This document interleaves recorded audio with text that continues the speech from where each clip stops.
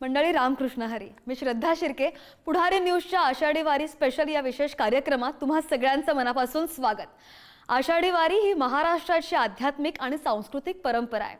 दरवर्षी या वारीच्या निमित्ताने लाखो करोडो वारकरी लाडक्या विठुरायाच्या भेटीसाठी पंढरपूरच्या दिशेने मार्गस्थ होतात. आणि याच वारीची प्रत्येक अपडेट दाखवण्यासाठी आपल्या सर्वांचं लाडकं पुढारी न्यूज घेऊन आलंय हा विशेष कार्यक्रम. दररोज संध्याकाळी 5:30 आणि सकाळी 6:30 वाजता हा कार्यक्रम तुम्हाला पाहता येणार आहे. अगदी घर बसल्या तुम्हाला याची देही याची डोळा आषाढीची वारी अनुभवता येणार आहे. चला तर मग सुरुवात करूयात वारी पंढरीची. जय हरी विठ्ठल जय जय विठ्ठल पांडुरंग विठ्ठल विठ्ठल जय हरी विठ्ठल जय जय विठ्ठल पांडुरंग विठ्ठल विठ्ठल. आणि आपण पाहतोय की मुख्यमंत्री देवेंद्र फडणवीस संत तुकाराम महाराजांच्या पालखी सोहळ्याला आज उपस्थित राहिले आणि यावेळी फडणवीसांच्या हस्ते संत तुकाराम महाराजांच्या पालखीचं पूजन करण्यात आलं. यावेळी टाळ मृदुंगांच्या गजरामध्ये आणि विठू नामाच्या जयघोषामध्ये संपूर्ण परिसर दणाणून निघाला.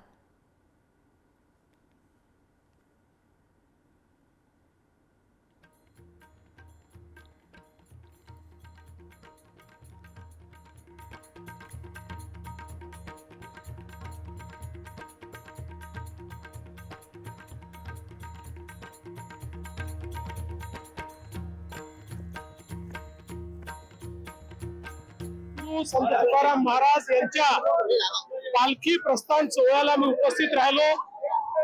पादुकांची पूजा करून आणि दर्शन घेऊन या ठिकाणी या प्रस्थानाकरता मला स्वतःला सहभागी होता आलं. हा माझ्याकरता अत्युच्च अशा प्रकारचा क्षण आहे. भागवत धर्म आणि वारकरी संप्रदाय यांनी शेकडो वर्ष आक्रमणातूनही आपल्या देव देश आणि संस्कृतीचं रक्षण केलेलं आहे. आपल्या भागवत धर्माचं रक्षण केलेलं आहे. आणि जगद्गुरु संत तुकाराम महाराजांच्या पालखीने पंढरपूरच्या दिशेने प्रस्थान ठेवलं आहे. करावे चिंतन पंढरी रायाचे माझे मन तयाची लांचे याच अभंगाप्रमाणे तुकोबाराय पंढरपूरला आपल्या विठुरायाच्या भेटीसाठी निघाले. आणि यावेळी संत तुकोबारायांच्या पालखीसोबत हजारो दिंड्या पंढरीची आस मनात घेऊन निघालेल्या आहेत. आषाढी वारीचा सोहळा आपल्या डोळ्यामध्ये तुकोबारायांना पाहायचा आहे, तसाच विठुरायाच्या लाडक्या वारकऱ्यांना सुद्धा पांडुरंगाचं दर्शन घ्यायचंय. अगदी त्याचप्रमाणे विठुरायाला सुद्धा वारकऱ्यांच्या भेटीची आस लागली आहे. रामकृष्ण हरी मंडळी, सध्या आपण देहूमध्ये आहोत आणि आपण बघू शकतो प्रचंड मोठा जनसमुदाय हा देहूमध्ये एकवटलेला आहे. जगद्गुरु संत तुकाराम महाराजांच्या पालखीचं प्रस्थान आज या ठिकाणावरून होत आहे. जसं जगद्गुरु तुकोबाराय म्हणतात की तुका पाया लागे दान समुदाय मागे, त्या पद्धतीनं शतकोन शतकचा सोबती असलेला, साक्षी असलेला, साथीदार असलेला हा प्रचंड मोठा समुदाय हा जगद्गुरु संत तुकाराम महाराजांच्या पालखीला प्रत्येक वर्षी लाभत असतो. अगदी लागला टकळा पंढरीचा अशा भावनेनं ही सगळी मंडळी आनंदे निर्भर डुल्लत असे असं ज्या पद्धतीनं म्हटलं जातं त्या पद्धतीने ही सगळी मंडळी आपल्या आनंदामध्ये जयघोष साजरा करत असताना आपल्याला दिसत आहेत. ही सगळी जी मंडळ आहे ती महाराष्ट्रातल्या कानाकोपऱ्यातून आज या देहू नगरीमध्ये एकत्र आलेली आहे. देहू नगरी ही संतांच्या पदस्पर्शानं आजपर्यंत सातत्यानं पावन होत आलेली आहे. आज ती वारकऱ्यांच्या पदस्पर्शानं अगदी दुमदुमून गेली आहे असं म्हणायला काही हरकत नाही. वर्षोनवर्षाचा हा सोहळा आज या वर्षी सुद्धा या ठिकाणी रमतोय आणि अशा पद्धतीनं हा अगदी सर्वसामान्यांपासून मोठ्यातल्या मोठ्या माणसांपर्यंतचा हा सोहळा या ठिकाणी आपल्याला पाहायला मिळतोय. ह्याची व्हावी माझी असं जन्मोजन्मी तुझा दास, पंढरीचा वारकरी वारी चुकून येते हरी, या सगळ्यांची ही भावना आहे. ही भावना या ठिकाणी आज देहूमध्ये उभी राहिलेली आपल्याला दिसून येते आहे. कॅमेरामॅन सुरेश सावंतसह सुजित काळंगे, पुढारी न्यूज, देहू. आणि देहूमधून संत तुकोबारायांची पालखी पंढरपूरच्या दिशेने रवाना झाली आहे. जशी तुकोबारायांना विठुरायांच्या भेटीची आस लागली आहे तशीच काहीशी ओढ वारकऱ्यांना सुद्धा लागली आहे. आणि यावर्षी जगद्गुरु संत तुकाराम महाराजांच्या पालखीचं हे 340वे वर्ष आहे. देहूमध्ये येणारा प्रत्येक वारकरी हा प्रथम इंद्रायणी मातेला पहिल्यांदा वंदन करतो आणि नंतरच विठुरायाचं दर्शन घेण्यासाठी पुढे जातो. आणि यावेळी वारकऱ्यांशी बातचीत केली आहे, त्यांच्याशी संवाद साधलाय आमचे प्रतिनिधी सागर शिंदे यांनी. पाहूया. जगद्गुरू श्री संत तुकाराम महाराजांचा 340वा पालखी सोहळा देहूमध्ये संपन्न होत आहे. आपण जर या ठिकाणी आता सध्या इंद्रायणी नदीच्या काठावर पाहिलं तर पूर्णपणे या ठिकाणी वारकरी मोठ्या संख्येने आल्याचे आपल्याला पाहायला मिळत आहे. कारण की वारीसाठी निघालेला प्रत्येक वारकरी हा ज्यावेळेस देहूमध्ये येतो त्यावेळेस देहूमध्ये आल्यानंतर प्रथमतः इंद्रायणी मातेचं दर्शन घेतो. या ठिकाणी मोठ्या प्रमाणात वारकरी आल्यानंतर पहिल्यांदा स्नान करतो. त्याचं जे तीर्थ आहे ते प्राशन करून त्या ठिकाणी इथून पुढे विठुरायाच्या नामासाठी दर्शनासाठी या ठिकाणावरून पुढे निघला जातो. मात्र आपण जर या ठिकाणी पाहिलं मोठ्या संख्येने महाराष्ट्रभरातून वारकरी जे आलेले आहेत ते देहूमध्ये आल्यानंतर पहिल्यांदा सर्वात प्रथम विठुरायाचं दर्शन घेण्याच्या आधी या इंद्रायणी मातेचं दर्शन घेतो. मात्र त्याच वेळेस त्या ठिकाणी जर पाहिलं मागील काही दिवसामध्ये 2 ते 4 दिवसामध्ये आपण जर पाहिलं इंद्रायणी नदीमध्ये मोठ्या प्रमाणामध्ये भरती आल्याचं आपल्याला पाहायला मिळत आहे. कारण की मावळ तालुक्यामध्ये पाऊस देखील पडत आहे मोठ्या प्रमाणात आणि त्याचमुळं आता इंद्रायणी काठावरती या ठिकाणी पाणी देखील वाढल्याचं दिसून येत असून इंद्रायणीसाठी प्रशासनाच्या वतीने त्या ठिकाणी आतमध्ये न जाण्याचा इशारा देखील दिला आहे. मात्र आलेले जे भाविक आहेत वारकरी आहेत ते या ठिकाणी आलेले आहेत व स्नान करत आहेत व इंद्रायणी नदीचा काठ पूर्णपणे वारकऱ्यांनी फुलून गेल्याचं आपल्याला चित्र दिसून येत आहे. पुढारी न्यूजसाठी मी सागर शिंदे, देहू. आणि हे वारकरी इंद्रायणी मातेला वंदन करताना इंद्रायणी मातेमध्ये स्नान करताना आपण पाहिले. बरं, पुण्याच्या आळंदीमध्ये माऊलींच्या पालखी प्रस्थान सोहळ्याची अगदी जोरदार तयारी करण्यात आली आहे. संतश्रेष्ठ ज्ञानेश्वर महाराजांच्या पालखीचं प्रस्थान गुरुवारी म्हणजेच उद्या समाधी मंदिरातून पंढरपूरकडे होणार आहे.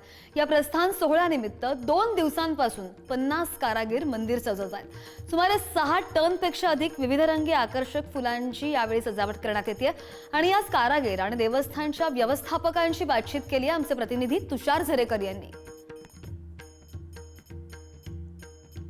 संत ज्ञानेश्वर महाराजांचा 194वा पालखी सोहळ्याची सुरुवात उद्यापासून होतीये. संत ज्ञानेश्वर महाराज मंदिरातून उद्या पालखी पंढरपूरकडे प्रस्थान ठेवतीये. मात्र त्याआधी जर आपण पाहिलं तर आळंदी नगरीमध्ये सर्वत्र जय्यत अशी तयारी सुरू आहे. आकर्षक फुलांची खरं तर सजावट सुरू आहे. कशा पद्धतीने ही सजावट केली जाते, कोण खरं तर ही सजावट आपली पूर्ण करते? संत श्रेष्ठ ज्ञानेश्वर महाराजांचा उद्या 194वा पालखी सोहळा आळंदी येथून सुरू होणार आहे. पालखीचे प्रस्थान गुरुवार असल्यामुळे रात्री उशिरा होणार आहे. त्यासाठी औंध येथील श्रीमती नीताताई खर्डे पाटील या पुष्प सजावट करणार आहेत. मंदिरातील महाद्वार, विना मंडप, आजूबाजूचा परिसर यामध्ये आकर्षक फुलांची सजावट ते करणार आहेत. सुमारे किती फुलं आणलीत आपण थेट त्यांच्याकडनं जाणून घेणार आहेत. किती फुलं आणलेली आणि किती फुलं आपण या सजावटीसाठी? 6 टन. 6 टन फुलं आहेत. कोणत्या कोणत्या फुलांचा याच्यात वापर? गुलछडी आहे, गोंडा आहे, शेवंती आहे, गुलाब आहे, कार्निशन आहे, ऑर्किड आहे, गुलाब आहे. किती कारागीर हे संपूर्ण काम करण्यासाठी? हे 47 आहे. 47 कारागीर आहेत. जर आपण पाहिलं तर मोठ्या संख्येने हे जे कारागीर आहेत ते या ठिकाणी खरं तर हे संपूर्ण काम करण्यासाठी आलेले आहेत. आणि हे संपूर्ण जे कारागीर आहेत ते आळंदी परिसरातीलच आणि ते ही आकर्षक अशी फुलांची सजावट करताना एकंदरीत आपल्याला पाहायला मिळतात. उद्या खरं तर हा संपूर्ण प्रस्थान सोहळा होतोय आणि त्याआधी हे संपूर्ण जे मंदिर आहे ते मंदिर आकर्षक फुलांनी सजवण्याचा इंद्रधनुष्य या कारागिरांनी आपल्या खांद्यावरती घेतल्याचं पाहायला मिळतंय. तुषार झरेकर, पुढारी न्यूज, आळंदी, पुणे. आणि छत्रपती संभाजीनगरच्या पैठणमधून संत एकनाथ महाराजांच्या पालखीने सुद्धा पंढरपूरकडे प्रस्थान ठेवलंय. पैठण गावामधील नाथवाड्यामधून सोहळ्याला सुरुवात झाली आणि या संदर्भात नाथांच्या पालखी सोहळ्यामधील पादुकांचं दर्शन आणि पालखीचं प्रस्थान यांसंदर्भात सांगतायत आमचे प्रतिनिधी सचिन झिरे. शांतीब्रह्म संत एकनाथ महाराज यांचा आषाढी वारी पालखी सोहळा आजपासून सुरू होत आहे. आपण सध्या आहोत पैठण येथील नाथवाड्यांमध्ये आणि माझ्या पाठीमागे तुम्ही जे मंदिर पाहतायत ते नाथांचं घरातील मंदिर आहे आणि या मंदिरामध्ये तुम्हाला समोर चांदीच्या पादुका दिसत असतील. याच पादुका आता थोड्याच वेळात विधिवत पूजा करून ती पालखीमध्ये ठेवण्यात येणार आहे. माझ्या या बाजूला या वाड्यामध्ये जी पालखी दिसत आहे ती आता पूर्णपणे अशा पद्धतीने सजवलेली आहे आणि याच पालखीमध्ये त्या पादुका ठेवून इथून दुसरा जो समाधी मंदिर आहे पैठणमध्ये संत एकनाथ महाराजांचा त्या ठिकाणी घेऊन जाणार आहे आणि त्या ठिकाणी ही जी पालखी आहे ही संध्याकाळपर्यंत दर्शनासाठी ठेवली जाणार आहे आणि संध्याकाळी साधारण 4 वाजेच्या सुमारात समाधी मंदिरातून ती पालखी वाजत गाजत पालखी ओट्यावरती आणली जाणार आहे आणि पालखी ओट्यावरून सर्व जे राज्यभरातून जे दिंड्या सामील होण्यासाठी सोहळ्यामध्ये आलेल्या आहेत त्या पालखी ओट्यापाशी येणार आहे आणि तेथे या पालखीचं दर्शन घेऊन मग ही जी पालखी आहे पंढरपूरकडे प्रस्थान करणार आहे. साधारण 18 दिवसाचा हा संपूर्ण प्रवास करून 5 जुलै रोजी ही जी पालखी आहे पंढरपूरमध्ये पोहोचणार आहे. या दरम्यान विविध जिल्ह्यांमध्ये 5 रिंगण केली जाणार आहे आणि आता थोड्याच वेळात या सर्व सोहळ्याला सुरुवात होणार आहे. हा सोहळ्याला सुरुवात ही नाथ मंदिराच्या या नाथवाड्यातूनच होत असते आणि पुढील 18 दिवस हा सोहळा सुरू राहणार आहे. कॅमेरा पर्सन अमोल वाघुलेसह मी सचिन जिरे, पुढारी न्यूज, छत्रपती संभाजीनगर. आणि आता हळूहळू सगळ्याच पालख्या पंढरपूरकडे प्रस्थान करतात. त्याच संदर्भातले अपडेट आपण पाहतोय. पुढे जाऊयात. निवृत्तीचा सखा विठ्ठलराज देखा, सर्व सुखे शाखा उभविल्या, याच अभंगांच्या ओळींप्रमाणे संत निवृत्तीनाथ पंढरपूरच्या दिशेने पांडुरंगाचं रूप आपल्या डोळ्यामध्ये साठवण्यासाठी निघालेले आहेत. यावेळी पालखीसोबत हजारो वारकरी पांडुरंगाच्या दर्शनासाठी मार्गस्थ झालेत. नाशिक त्र्यंबकेश्वर येथून पंढरपूरच्या दिशेने हरिनामाचा गजर करत निघालेल्या संतश्रेष्ठ निवृत्ती महाराज पालखीचं आज सहकाराच्या पंढरीमध्ये म्हणजेच विखे पाटलांच्या लोणीत आगमन झालेलं आहे. मोठ्या भक्तिभावात या पालखीचं स्वागत करण्यात आलंय आणि यंदाच्या वर्षी पालखीमध्ये भाविकांची लक्षणीय वाढ पाहायला मिळते. दरवर्षी वारीला जायची घाई तर दुसरीकडे पावसाच्या आगमनाची वाट पाहणारे शेतकरी. यंदा पावसाने आपण पाहिलं की 1 महिना अगोदरच हजेरी लावली आहे आणि त्यामुळे अनेक शेतकऱ्यांनी शेतामधील पेरण्या लवकरात लवकर उरकत पंढरीच्या वाटेने मार्गक्रमण सुरू केलंय.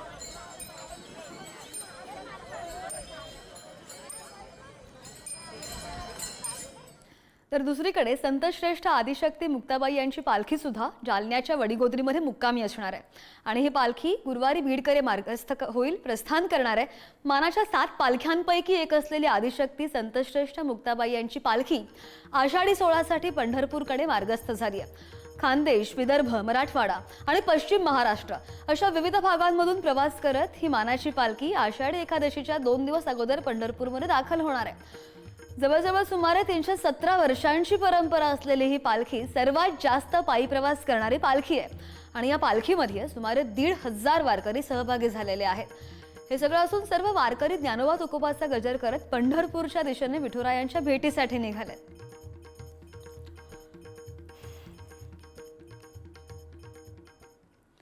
तर इकडे संत ज्ञानेश्वर महाराजांचा पालखी प्रस्थान सोहळा उद्या अलंकापुरी नगरीमध्ये उत्साहात साजरा होणार आहे, पार पडणार आहे. पालखी प्रस्थान सोहळ्याला निवडक वारकऱ्यांनाच मंदिरामध्ये प्रवेश असेल तर खांदेकरांची सुद्धा निवड करण्यात आलेली आहे आणि याच संदर्भात देवस्थानचे विश्वस्त कबीर बुवा यांच्याशी संवाद साधले आमचे प्रतिनिधी तुषार झरेकर.